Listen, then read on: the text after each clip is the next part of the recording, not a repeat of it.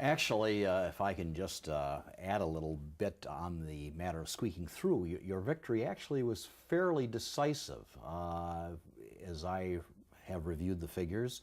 And I think you're right. It was a real tribute to the team you put together because you did well down in Muskegon County where the population was. Right.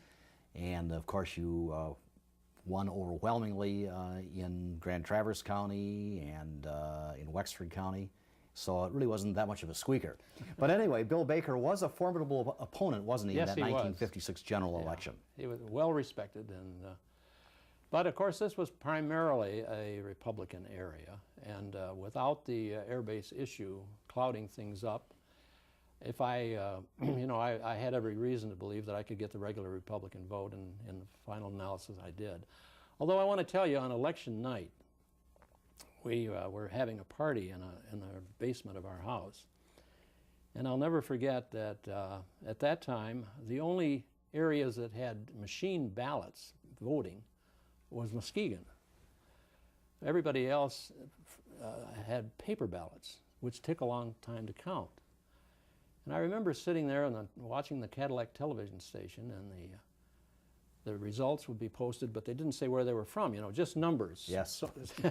So much this for could Baker, be very frightening so if from the wrong area. I was way behind, and every time they came in, it seemed like I was farther behind, And Jim Shaner, a lawyer from Muskegon, was also very active for me down there. And every once in a while, he would call me, and he'd say, "Bob, you're doing just great down here." He said, "You only lost such and such a precinct by such and such a percentage." He says, "You've lost it bad, but that's much better than any Republican's ever done." And pretty soon, the numbers go up, and I was farther behind because of the Muskegon raw numbers. The Muskegon raw numbers were coming in, but not being identified as such. Right. And went on that way, Pretty soon, my neighbors and my friends just excused themselves because it was getting late. And I think they were all very sad for me. Yes. And I kept saying, "Well, don't worry, we're going to win." And about 3 o'clock in the morning, we did. And actually, your margin was fairly comfortable. I believe about 13,000. Well, I'm glad you've looked this up. I haven't lately. It was pretty comfortable, and of course, it helped that Ike was running for re-election. Oh yes, no question about that. And that was the year 1956 when Republicans elected a number of very able young members of Congress. We had 4 new members of Congress under 40 who came in. Chuck Chamberlain, Bill Broomfield, Chamberlain from Lansing, Broomfield from the Oakland County area, and Jack McIntosh from over in the Port Huron area. So when 4 of us went down there together, we were 4 horsemen. We really got to be good friends. Looking back at your first few years in the House of Representatives, what were the major accomplishments of which you are most proud in terms of legislation enacted? Well, there were 2. One, first of all, I went on the Education and Labor Committee because not only was I interested in education, and Marge had been a teacher, and I studied to be a teacher and got a teacher's certificate, but also because I turned out to be a labor lawyer in Traverse City. I had taken the course, and about the time I came to town practicing law, the UAW started organizing up here, and since I was the only one in town who had ever taken labor law, you were the expert, I was right? the sudden expert. And I did have, 3 or 4 good years of experience, so the Education Labor Committee was a natural for me.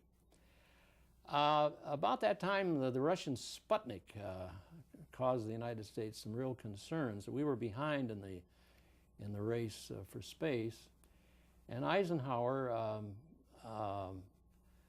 came up with what he called the National Defense Education Act, which was to focus on math and science primarily and try to get the United States caught up in this area. Some of us who were there,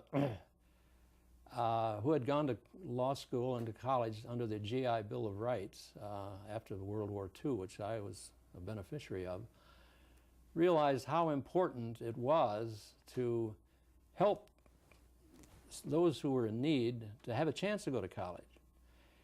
And Eisenhower's Defense Education Act, as proposed, did not include any financial assistance program. There were some who thought it ought to be given away. I and others thought there should be a loan program. And I was very instrumental in working with Elliot Richardson, who was then in the Department of Education. in putting together an amendment to the National Defense Education Act establishing a student loan program. That student loans were actually given out by the colleges at a low interest rate and so on. Pretty much in other respects, except they're done by banks now, pretty much the way it is now, except that was the beginning of it.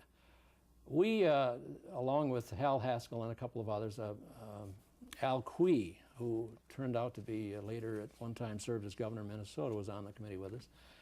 We had a meeting with President Eisenhower about this particular thing, and we spent a good hour with him, and came away having gotten his attention and his interest, and later he called and said he'd go along with it, and the amendment, which Elliot Richardson was very much in favor of too, got into the bill, and we established the National Student Loan Program, which is still going today.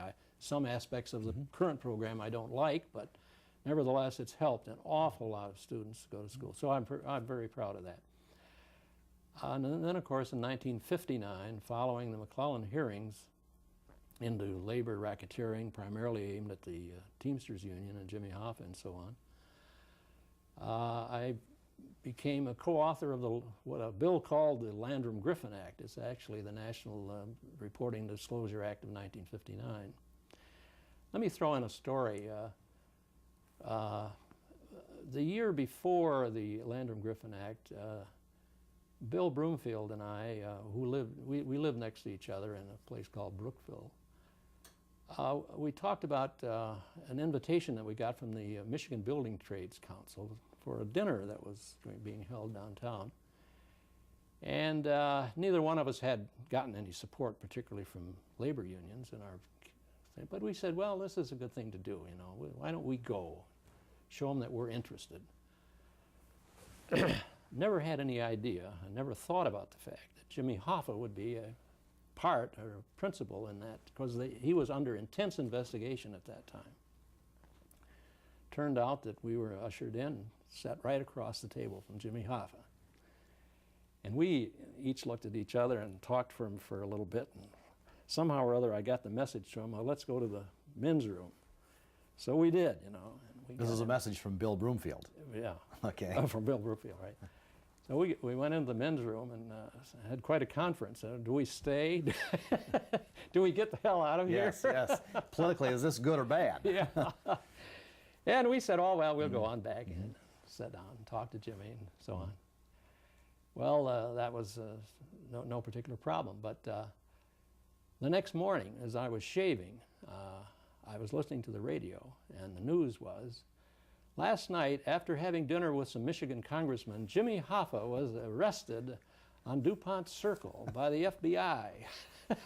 Now that's an aspect of your career that I've never heard of before. And Bill and I had a very intensive discussion on the way to Congress that day, you know, trying to figure out, now what do we do? Do we just keep quiet, or do we get a press release together, or what?